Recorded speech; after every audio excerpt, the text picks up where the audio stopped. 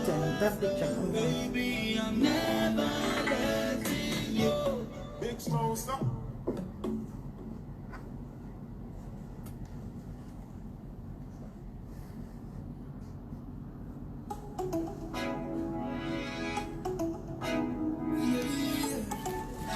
I'm using it. I want to change music for you.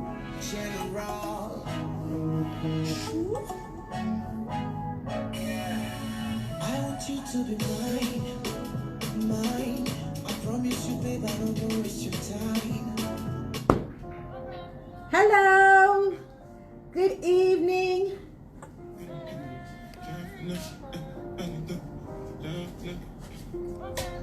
Welcome, welcome, welcome. Hey. Hi, Mr. Kikpelu. How are you? I see you.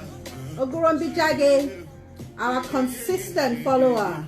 You're welcome. Tonight is going to be a lot of fun. Table Fatu. Hey, Fatu, hi. That's Tammy's friend. Hey, how are you? Thanks for joining. The News Online. You're welcome. You're looking for news or some scoop tonight, huh? Okay. I hope your weekend is going well and you're enjoying the day so far. We've made so much noise about this. I guess that's why we're a little excited. Our guest for tonight, this is our grand finale for the season. We have touched on so many things, but we're excited, we're happy, we're grateful, we're thankful that it's coming to an end and we can get this party started. So we're waiting for our guest. Yes, I think she's online as well. Hey, so we're just going to be inviting her in.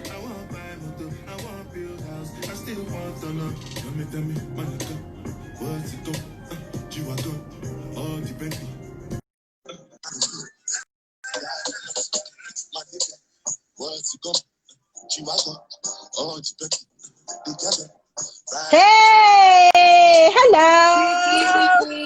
Good evening. Good evening. How you doing? I'm very well, thank you. Oh, we're sending you loads of love from here. Thank you so much. We wanted to do a little bit of groove before you come in, but I can see that. Thank you. Okay, so we're going to get right into it. Let me just cut off the music. Okay. Right. Welcome, welcome, welcome. Thank How you. are Thank you? Thank you. I'm very well, thank you. It's I'm such very a well. pleasure to have you. We had, I'll tell you a little story. We had a picture of you with Gele and, you know, the Owambe sort of photo and your publicist. And I sent the flyer and your publicist said, no, she's not going to like that. She's not going to like the photo. Ah! I said, are you sure? Because I think she looks really nice. She looks really pretty. And he said, Oh no, my she's not goodness. gonna. So we had to, so she sent me another photo. And that's the Okay. one that we used for the flyer. Did you like it? Yes, font? I did. I didn't get to see the other one, but yes, I liked it. Yeah, I liked the one you sent eventually. I mean, I think that other one was really nice. It was really nice. It looked cultural. It looked, you know, Afrocentric. It looked indigenous. But she said, no, she's not going to like it, you know? Thank you. Thank you very much. How are you? I'm very well, thank you. I'm very well, thank you. Okay. How are you? I'm okay. I'm good. You know, I've always wanted to be able to have a chat with you. And so the opportunity presents itself tonight. And I'm so happy that you chose to give us a little bit of your time tonight, as I'm sure that a lot of your fans are waiting to get involved and know, Bisola Aiyeola, I am Bisola. They want to know some more. They want to know some more. Okay, so I've done a little research, as I usually do with our guests. So so many things I found out, and I was like, oh wow. Okay, so first I just like to expressed that you have been a real big influence on a lot of our youths. I also have gathered that you have been on this journey for quite a while. And, one of the reasons why I thought it would be best to interview you was to also help to open up the path, the journey, for the young ones to see, Yeah. So we would like for you to, venture into a little bit of that story, how things were in your movement towards the point of greatness, and also let people know how it is not unique to you alone. It's something that everybody has to go through. Okay. So I'm going to start, by just saying, you delved into music, you've Yes. delved into acting, you've delved into, a lot of the lot of other areas in the entertainment Fantasy. industry. So why don't you just tell us a little bit about yourself? Okay, so as you know, I'm Nigerian. My name is Bisola Aiyeola. Yes, they're saying hello for South Africa. South Africa is Hello, saying hello to you. from everywhere. Thank you so much for joining us today. Few personal things about myself. I love to eat. I love to talk. I enjoy good Really? conversations. I'm a mom. I'm a daughter. I'm a sister. I'm a friend to so many people. How did I get into entertainment? It was actually how I had always wanted to sing. I know that. Yes. That sorry to cut you in, to cut in. I know that you were into singing because I found out that you were one of the contestants on Project Fame. Yes, And I used to work with one. an agency. I used to work with an agency that I was the business development manager. We used to do the recruitment of all of the participants and contestants for Project Fame with MTN. Okay. Yes. And the one that Iyanya won, you were Yes. there. That's the one that you Yes. were on. So I should have known Yes. you. I should have known you, Yes. So, So I had always tell us about that. I had always wanted to sing, and the opportunity came with Project Fame. But I didn't win. I made it to top 5, but I didn't win. But it was from that show and people that worked on that show, and also having to work with Auntie Joke Silva, that made it possible for me to even know that I could venture into acting. Acting wasn't even on my list at all. I never thought of it. So it was one of the DOPs, people handling the cameras, that eventually called me up and said, "Okay, Bisola, you should be on my project. It's a Yoruba series, a Yoruba soap opera." I'm like, okay, let's see how that goes. And I did that, and from there I started getting not major roles in acting, but lots of waka passes. So it was audition to one other audition. The music wasn't really doing much for me because I needed sponsorship and I didn't have sponsorship. So it wasn't an easy journey at all. That music, in fact, I halted music for a while.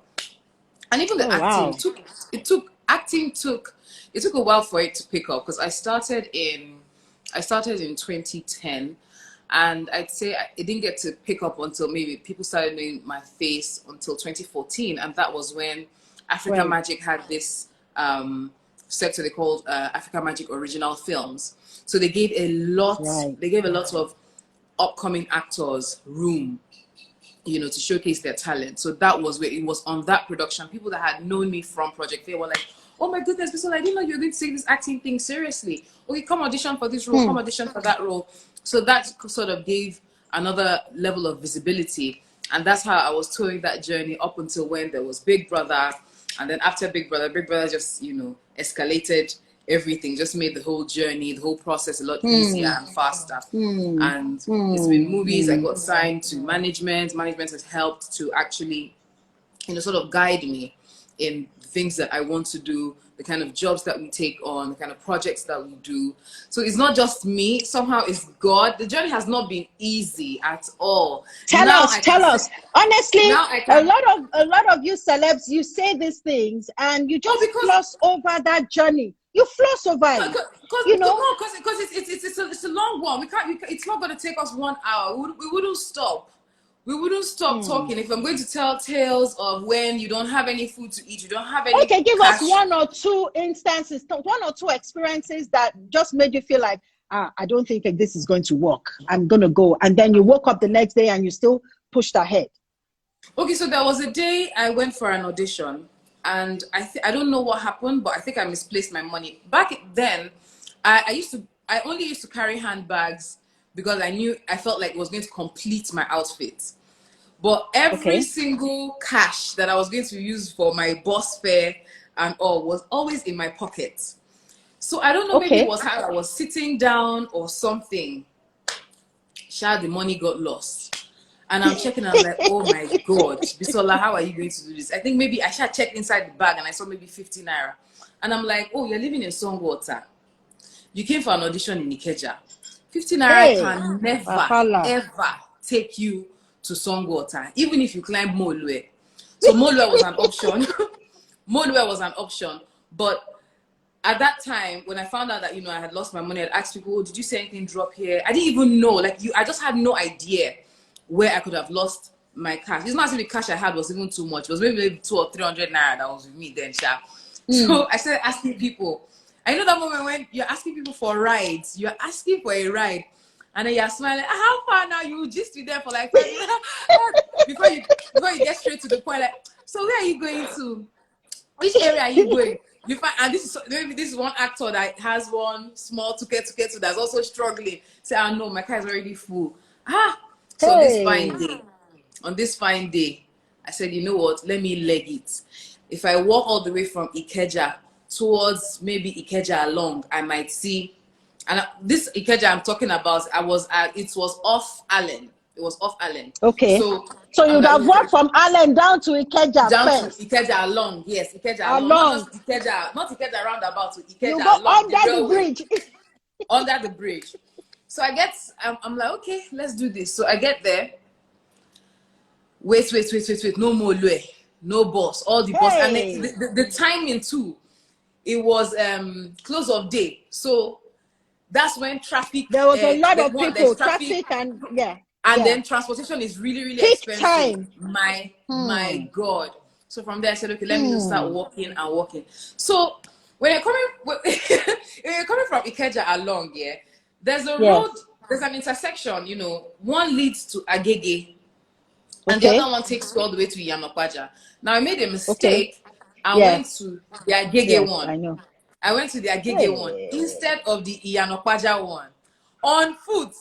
Please bear in mind, I was already coming from. So at a point in time, I didn't even know where I was. I was just like begging God for Father. Then to make it matters worse, rain started falling.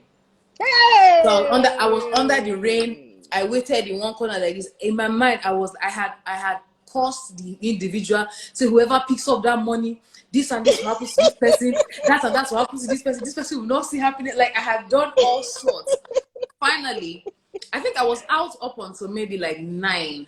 I was out there up until 9 p.m. And it's the I don't know if you know these buses. It's not the Molue. And it's not small ones. Yeah, the smaller ones. Thank you. The smaller Molue looking ones. Yes, that was one that now came. By chance said song go. I jumped on it. I think it was saying 40 naira or so. But how much? Wow. It was 40 naira. So I gave them the 50 naira and I collected my 10 naira change. Now to make matters worse, they did not now stop us at Songo bus stop, because I could walk from Songo bus stop to my house. It was a bit of a distance, about maybe 45 minutes. But I'm like, once I get to Songo, it's okay. I can do this. When we got to Songo toll gates, my God, this guy just turned. He just made the U-turn. Songo bole. Dropped everybody. Everybody started with curses. It was chaos. It was ridiculous. So, and that was how it was. I was drenched. I was hungry. I was tired. I was angry. I was still swearing for that person that stole that money. And Oh somehow dear. I think I got home. I probably got home like past 12 to 1. So when I got home, my mom saw me.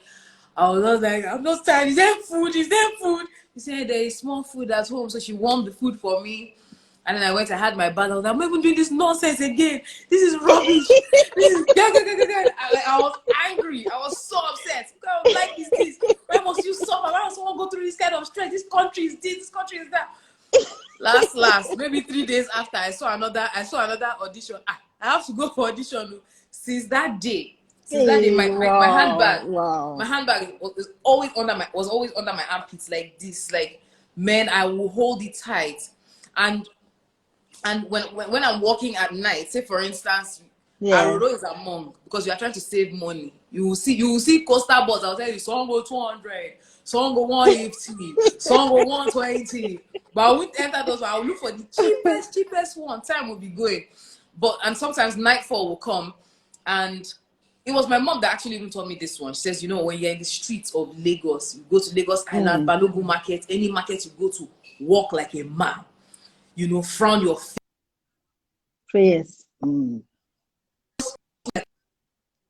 If anybody tries to come, you just, you know, like always be ready to defend Show yourself. them where it is. So that's what I always That's used.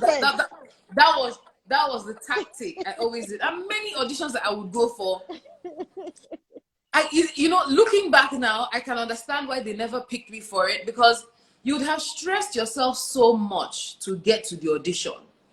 And when you get to the audition, right now, we can apply makeup better, but back in the day, it's just one black eye pencil you would draw here. You would draw black eye pencil on your lips Around with your lips. lip gloss, and then sweat mingled with all of them. Your eye pencil is running. This one is looking jaga jaga. You just look untidy. You look unkept, and you watch that. And I can act. So I did it well. They're just wicked. They know who they are picking. They're not picking us. They're not did this. But I could understand now that you just didn't look the part. And it's showbiz. You know, they also want to make money. Yeah, they also want to make money. So that's just one of the things. When I see I get a lot of messages from people saying, oh, Bisola, I can act. And when I try to engage some of them, I say, okay, have you started going for auditions? What role have you ever done before? No, I just want to, if you have any role, just call me. I'm like, if you've not acted before, I don't know how well you can do first time. If you see auditions, I can't go for auditions. So they already know who they want to be. I'm like, no, till date, I still go for auditions. For me, every audition I attend is like a rehearsal. It's like a rehearsal for me. So you should don't ever think they will pick other people over. It's all set. It's not. You know, you have to put in the work. You have to go through certain things to actually even understand and appreciate the job even better. So that's just one. Thank you, Bisola.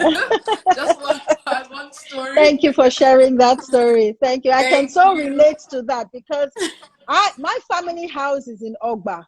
So that area, at night, and especially if you go to a place where you have to go through Oshodi to get to your place, hey, you're in trouble. God help you that day, and it's at night. I've had my back slashed twice. With blade. I will get to the house and find that the bag is gone, and the bag has been, been slashed, and all sorts is gone. You know, so I get it. I get it. Keeping it under your chin.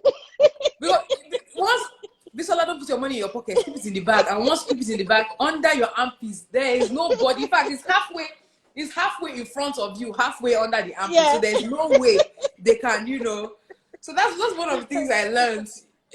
Be street smart. You have to be quick. You have to study your environment, study your surroundings, but never lose guard. Yes. Well, it's so important, and I like the fact that you have shared that story, because again, our young ones, they need to know that there's no shortcut to greatness. There's no shortcut. You must sow those seeds, and those seeds have to germinate, and you have to consistently, diligently work towards that vision. Exactly. When did you know that you wanted to be in entertainment, or what?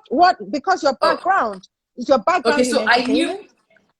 I knew I wanted. Okay, would I say I come from entertainment? No, but I have a very entertaining family. My mother's side of the family, they're really, really entertaining. I say this all the time. Whenever we're having family get-togethers, we literally cry tears of laughter because one person from each household is into music and another one is into comedy. It's just ridiculous. Oh wow. So I knew personally that I wanted to go into entertainment when I was about 13 years old. I was changing schools. I was in the federal government college in Osun State, Ipetumudu. And at that point in time, it was difficult for my mom to handle paying fees. I always used to fall ill. You know, at a point in time, I missed my promotional exam, so I had to repeat a class, and it was all because we didn't have funds for fees. And it was a government school, federal government college. It's not like the school fees was too much, but it was just a really tough time for my mom because she alone raised us. So we had to change schools, and I had to change to Our Lady of Apostles, Yaba. Now I remember the day I got registered into that school. So we had seen the principal, and the principal gave us a note to the year head for the GSS class. So I was sector head, I think, for the GSS class, and she was a social studies teacher. So getting to the staff room, and my mom seeing her, my mom talking to her, you know, they had exchange, it's finished. And the reason it was really tricky because that was a terminating class. It was GSS 3. And they never used to admit people in terminating classes, but somehow God was just merciful and allowed the principal to even say, okay, yes, we would allow this girl to come in. Am I clear on your end? Yeah, I can hear you. I can hear you. Sorry about that.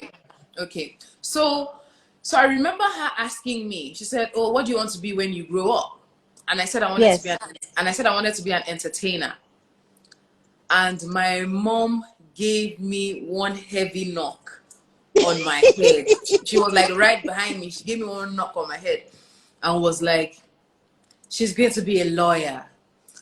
And in my mind, I'm like thinking about it, I can still feel the pain from that knock. I can never forget it. So my mom gave me that knock. So that moment I cannot forget because that was when I knew I wanted to be in entertainment. I didn't know, I just said entertainment, and I didn't know if it was going to be music. I didn't know if it was going to be acting. I just knew I wanted to be in entertainment. And as I grew older, I found that, a lot of people say, "Oh, Bisola, you can sing. So I said, okay, it's going to be the singing part. Let's do this singing one. And that was how I started going for different auditions, church programs. Some auditions, they'll ask you to pay money, but it's all a scam. They'll chop people's money. There's nothing's going to happen. And then finally, there was Project Fame. So that was that was how I got into entertainment. That was when I knew. So when you started with Project Fame, you know, you moved away from music a bit, and then you tried acting on the advice of Auntie Jokes. Is that correct? I wouldn't say she advised me to go into acting, but seeing her and being coached by her was one thing that opened up because we used to have tasks. We used to have tasks in the house that, you know, she would give us some little tips and tricks to acting, and we had to apply it to our music. It was essential that we knew how to emote the songs we were singing on stage. You know, they're like, to be a singer, you also know have to act. Because aside your voice also reaching out to people, what if it's a deaf person that's watching you? Let them be able to feel you by just watching you. So it was all of those things, you know. I grasped a little, you know, a few things from her and from people around, and that was how acting came about. Not that she advised me saying, "Oh, Bisola, you should try acting." No, I just learned a lot by watching her and being coached by her, and that was how that happened. Fantastic. Okay, so I'm going to just, you know, pick one or two of my questions because of some of the research that I have done. So someone says there's a quote that says greatness means above average. Great people have what people want. They do what people admire, and they are what people want to be like. So I see a lot of people here on the chat line, and they're saying all sorts. "Oh, Bisola, I love you. Oh, Bisola, I want to be like you. Oh, Bisola, this. So, you know, you're seen as somebody who's extraordinary, you know, in what it is that you do. Thank you. So For Feledro says you don't create greatness, you find greatness. So how did you find your greatness? If you choose it between the music or, I mean, I can say that your family, you had that, but how did you find yours? To be honest, I just hear this greatness coming from people. I don't see myself as that. And sometimes I'm like, why are you all being so extra? Like this is just me in my comfort zone, just doing what I know how to do. Just It's being not you. like it's not like I'm making an extra effort to sing. I'm not making an extra effort to act. It just comes naturally to me. So when people tell me, oh, you're extremely talented, you're this, I'm like, hey, yeah, Parajo, you are lying to me. You're just watching me. Don't wash my head. So I'd say I found a niche for myself. As regards greatness part of it, I'm still searching. It's not been easy trying to choose which career path I should toe. Should it be the acting? Should it be the music? Because I love them both equally.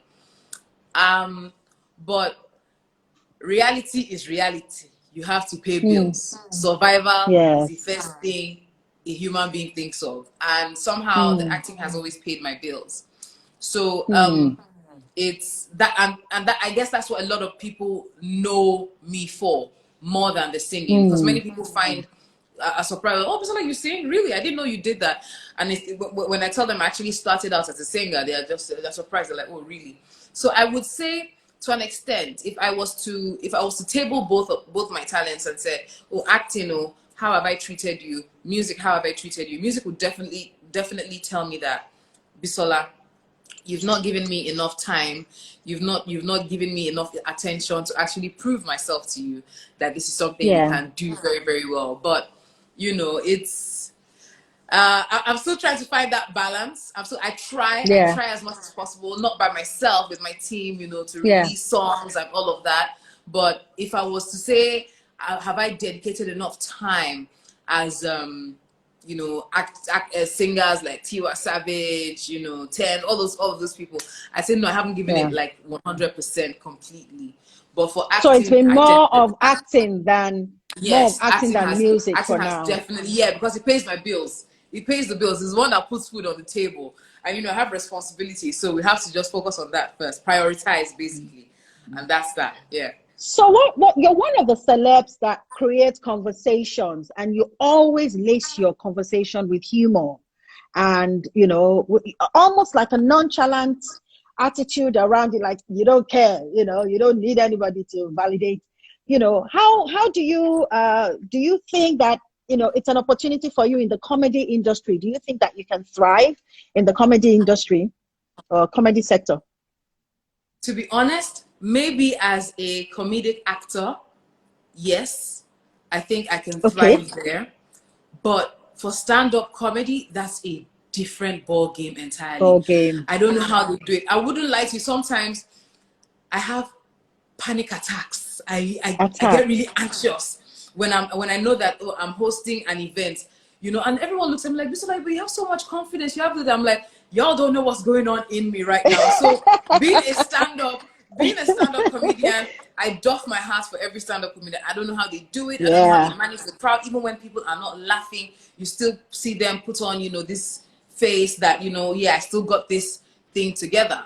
So with that, I don't know. A lot of people tell me that because you're very, very funny and all. So I guess if I put a little bit, maybe a bit more effort and, a lot of rehearsals and stuff into it, maybe that can work, but it's not easy. That's one. As regards the confidence, it took a while. It took a while for me to build my confidence. That's why right now I'm confident enough to know that I validate myself and I don't really need any other person's validation to to showcase myself or to speak on things that I believe in. Regarding infusing humor into what I say, into things I do or conversations that I lead, it's because the country and the world at large is stressed out.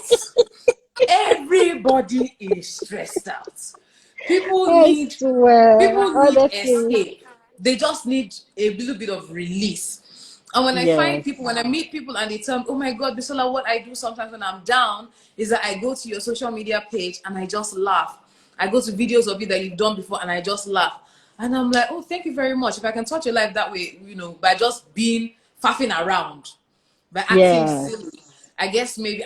And with the things I do, I tend to do things that I know I have experienced firsthand, because I know if I Hmm. have experienced it, there's somebody out there that has also experienced it, and because they can connect to it, that's what makes that's where they get the humor out of it. So I Yes. try as much as possible to see, let me cut across every demographic. Maybe you are posh, you are average, you are above average, you upper class, any kind of class. I would love, to cut across, everybody. So somehow, All somehow, sectors, all areas of yes, people's lives. yes. So Well done, that's well that. done. You do that Thank because I watch a lot of your videos and I see how you faff around, and it Thank looks you. really cute to me. It looks really cute. Like, she's so pretty, yet she doesn't even care, She carries herself, she doesn't bother, and sometimes, we just need that. We just need to be real, Yes, and people exactly, appreciate you more, even, exactly. when you express yourself like that. Okay, so one of the topics that we treated on this platform, because I didn't do a lot of intro about this, because I know that a lot of people just want to hear about you. They just want all the focus on you. But one of the things that we want to do is project opportunities for young ones, those who are just freshly coming out of school or who are trying to push their career to the next level. So we talked about selling, especially during this pandemic period, how it has become difficult for people to connect physically, but how you're able to do it virtually and still be able to drive value and get value, or get paid, or get some form of Yes, revenue for yourself. So during the period where we're talking about the selling, we talked about the ability to be able to connect with your target audience for effective sales. What would you say your own brand proposition? Because you said, oh, anything that sells, puts food on the table. How do you think that your value proposition or your brand proposition has been able to help you to sell? okay, like you said, I think it's the ability to connect with the layman without Yes, also making it seem as though I'm shoving a product down their throats. their When, throat. when they feel like, oh, if Bisola endorses this in such a way, I think it's something we can connect to, because one, Bisola comes off Yeah, as very natural. Bisola comes off as yeah. very easy. She makes things seem like it's seamless. And a lot of times people see popular people, famous people, as semi-gods, demigods. They don't bleed. They don't really have any Mm, feelings. So me trying to be as down to earth as possible is one of the things that I would say is my unique selling points, that makes point. brands even want to connect with me. Like, okay, you know what, Bisola, you make just be you. So sometimes when we even get a brief for a job, and they table out everything they want, when we deliver on that, they're like, oh, we're sorry to bother you, but we say that yes, you've ticked all the boxes of everything that we want, but I think maybe we put you in a box too much. So Bisola, please do it Just your be way. you. Just be Right. you, and let's see how this would sell. And when I do that and they see, they're like, oh, much better. We can feel your essence. We can feel this is the Bisola that we know. So I guess that's the thing that has helped me personally. Just being relatable. One, people can see me, oh, she's a parent. All right, so from the angle of being a parent, we can relate to her, that she's a daughter, she's a sister, she has been Yeah. through hard times. Fame didn't just fall on her lap. She walked, the walk. She has been through a lot. And because I infuse a lot of Yeah. that in interactions I have with people into the things I have said and done, they kind of relate to all of that. So that's my Yes. unique point, and the unique thing Yeah. that I A do lot of to. a lot of your fans are confirming that you're, I'm sure you can read it also on the timeline as well, Official Yeah. Mark Gel comedian says, I Yeah. love the originality. Thank Doki, you. I see Doki. Hi, Doki, I see Dio. Hi, Dio. Thank you for joining in. Okay, so Thank you. another of the topics that we tackled was on building a brand, and we had Debola Williams for that interview. And one of the striking things that he said was that you should not be ashamed when we're still working behind the curtains, when we're waiting for that opportunity, when the golden opportunity or that limelight. So I'm sure you had your own behind the curtain experience. What was it like? And how I did would you push I even would say behind the curtain? I would say I'm still even having my own behind the curtain moment right now. What I have come to learn about my life and life in general is desperation shoves you or pushes you to do so many things that you end up regretting. So when I got out of the Big Brother house, and even up until recently, I had a lot of people tell me things, come at me and tell me things like, oh my gosh, Bisola, why have you not created a brand for yourself? Why are you not selling a product? You're wasting this opportunity that has been given to you. You're wasting this, you're wasting that. And I'm like, you see, for some people, it's easy for them to just jump into from one business to another, and 1 year, 2 years, where's the business? It's collapsed, or they've moved on to something else because they just want to Yeah. they just want to stay relevant. They just want to be in people's faces, that desperation. So I just tell them, like, you know what? I'm not in a hurry. This business that I'm in, I'm not in it for short term. It's long term. And I even want my name to still resonate in the minds long after I'm even gone. So I would take my time. Thankfully, I have my management team, temple manager, actually made me understand so many things, because when I got out, I was really desperate to ensure that people don't say, because I didn't win the prize money, and there was somewhat like battle of the housemates, competition between them, who is making so much money, who is better than this, who is doing well now outside of this, who is doing well outside of that. And it put too much pressure on me, because at that point in time, Pressure I on was you. willing to accept, yes, I was willing to accept the littlest, most mediocre jobs that on a normal day I would not have accepted. So thankfully, I had management that helped me see that, Bisola, you're still work in progress. Don't be ashamed of your work in progress. Just take your time. Even looking back at times when, after I was on Project Fame, and I didn't go out for months. Because, one, I said, oh, I didn't have a car, I didn't have money, I didn't want to go on a bus, I didn't want people to look at me and laugh at me.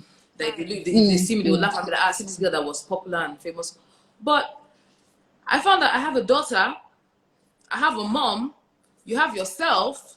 Who's going to feed you people? You're staying at home because you're ashamed. You don't want people to laugh at you. Hello, it's your hustle. You're not stealing. You're not doing anything illegitimate.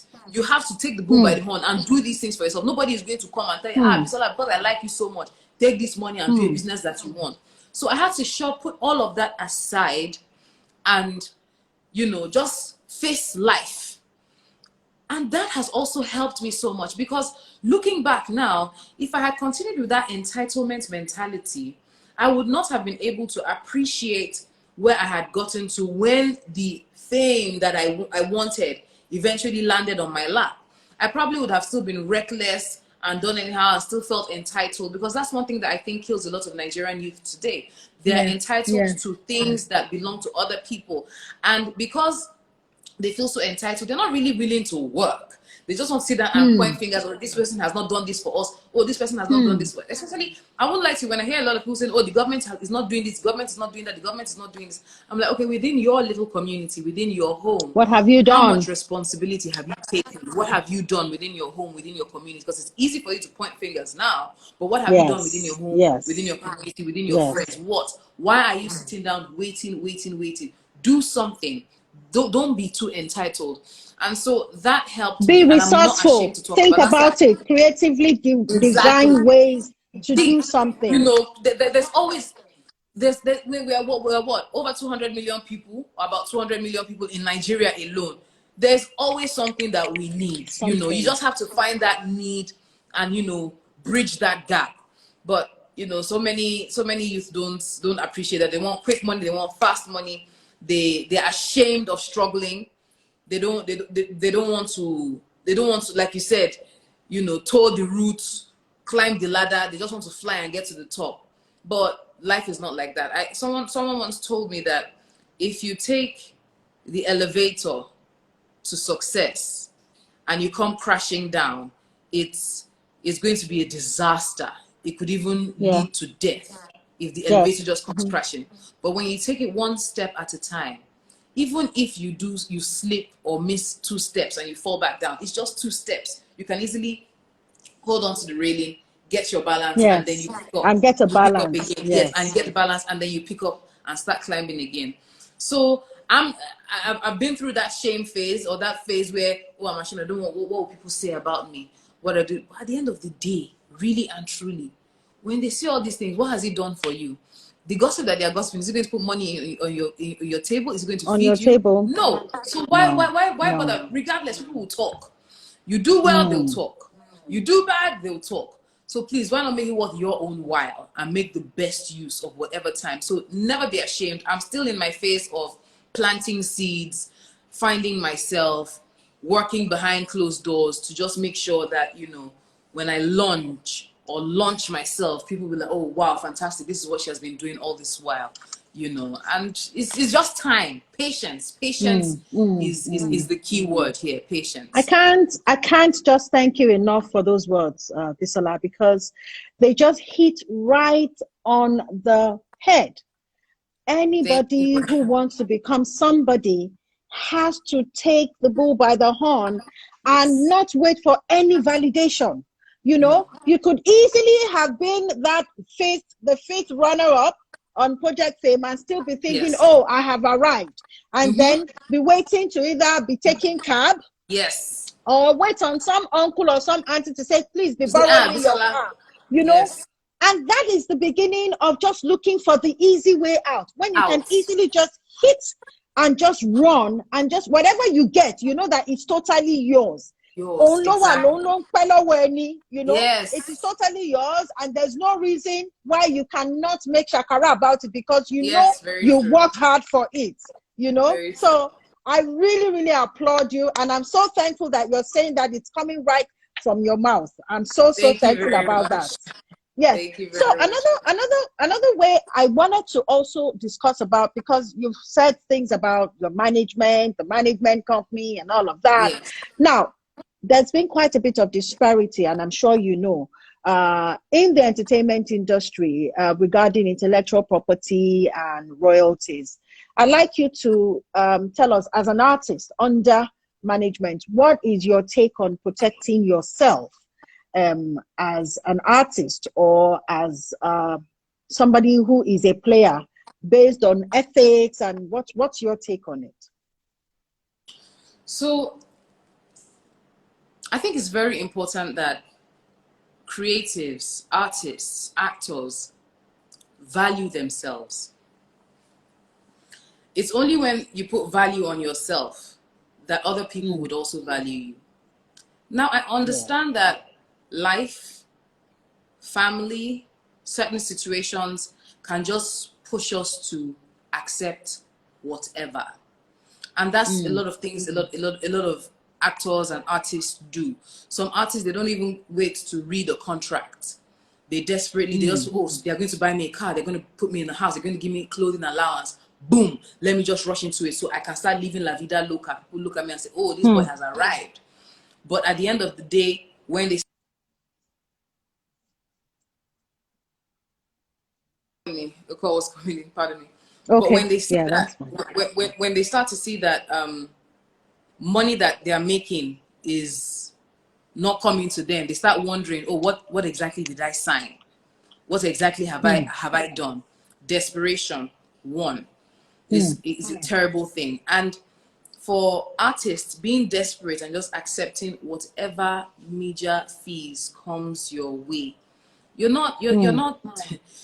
slowly shooting yourself in the foot, because it's really sad and painful that, you know, we see veteran actors, young actors coming out at various points in time asking for funds from the public when they eventually fall ill. Yes. You know, and then Yes. and then you think to yourself and you're wondering, well, I've seen this person in so many movies. This person has touched so many lives with their movies. You know, we love them because of what they do. Why is it that now that they're ill, they can't even They take care can't of cater for themselves. I think it's important that creatives put their foot down and demand that for every production that I do, it's my work, it's my intellectual property. I know that you're going to pay me for the job, because if all directors could act, they'll be doing it themselves. But hello, we all need each other to thrive. Let's all enjoy these royalties. Like, let me know that 20 years down the line, just recently, my daughter is watching Fresh Prince of Bel-Air. Fresh Prince of Bel-Air I watched when I was very young. Now she's watching it. It still airs on television. People are still watching it, and years to come, people will still watch it. And the actors from that comedy show are still making money off of it. They're still making money off of it. I remember Raven Simone. Raven Simone started. She was on Bill Cosby's show, the Bill Cosby Show. I think maybe when she was 4 or 5 years old. When she was Raven 4, yes. Raven Simone is in her 30s now. And I remember there was a live video she had, and people asked her, so Raven, your Cosby money, how is it? She's like, the money from the Cosby Show is still intact. She hasn't even touched it. And this is what, over 20 years down the line. You know, so I think it's a general thing. It's just a Nigerian thing. Let's let's use all our hand to chop. Next one. No, we can't continue to live like that. We can't continue to live like that. I think we have to work with these producers. Sometimes greed as well from some producers, saying that, you know, when they do this work, if I make my money, I want to make my money all for myself. No, if you bear in mind and understand that without these people, there is no production. Let them also enjoy out of it. Even if it means from the beginning, you know what, I can't pay you so and so amount, but what we can do is a percentage that comes off of this project will go to you. Right now, as we speak, content is king. There's so many platforms that are springing up, and you know, that need a lot of content. And these people, these producers, have the content, and they're selling it to different content platforms. So that's more money for them as well. But hello, actor that has done the word and done everything that they want to do, he's probably hungry, lounging somewhere, crying and begging for food to eat. Meanwhile, his job that he has done is still making money daily. You know, so it's really important that we put our foot down. So you're saying that it's important that the players, the practitioners, those who own the intellectual property, they should declare their worth and stand by it. They should stand by it. You know, it's for our own good. It's for the growth of the industry. You know, but there's that poverty. There's the deprivation. You know, so that just stands right in the face. It's difficult, like you have said. It is. They just want to be able to get something. Okay, so here's the thing. If all actors and creative artists come together as one and say, look, if this is not going to happen, I'm sorry, you can't work with us. Both upcoming ones, though, the ones that are still dreaming and aspiring to be famous artists and all of that, if they're still coming up, let us all have one voice. There is no way these providers or producers would not agree somehow to this. Because really, they can't do it all themselves. We need each other. We need the producers need us. Producers, you're still going to make money over and over for years to come off of this content. We still watch old movies. There used to be a channel on cable, TNT, back in the day, where we would watch movies that were from the 60s, 50s, you know, and we watch them, you know, so they would always still make money from their production. If they're not asking you to give us half of it, we all want to be wealthy. Let us all be wealthy from our collective work. Yes, you've gone to source for funds. You've gone to source for funds from from wherever to get this production on the road. I know it's not easy for you as well, which is why I still said we have to come to an agreement. Okay, you know what? Since you cannot pay me this at this point in time, I'd rather I'm getting a certain amount of money over a long period of time instead of just this one-off. And again, it's just this one-off. Sacrifice is also very important, which is why I said again that we should it's important we put value on ourselves. Once there's value on yourself, let me give some examples. There's sometimes some agencies will reach out to me, oh Bisola, I would like you to do this job for us. We don't have a budget. Our budget is really, really small. Oh, your budget is really, really small. Oh, I'm sorry, I can't accept this amount. No, let's build a relationship first. When we build this relationship, then we can. Yes, we hear that a lot. we can go on from there. But what I have found is once you agree to that fee, or whatever it is you've agreed to, that little fee, and they've used you, when that next project comes that has a massive budget, they wouldn't come back to you. They would go back to that individual they were not able to reach in the first place. Yes. They would go back and spend all of the money on them. And then you start wondering and thinking to yourself, because you've gone to collect small money here, small money, small money, small money, small money, small money for all everyone, you start wondering why nobody places any value on you. Because they look at you and be like, oh, come on, Bisola, that one, anything just give her go. 200,000. She'll do anything will go for her. She's desperate.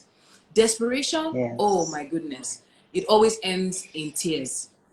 Always ends in tears. So I think it's very important. It's sacrifice. It's a sacrifice that we all have to make. Let's not never look at it. Never look at it as though you are making yourself suffer. No, it's just that. Thank you. Thank you so much.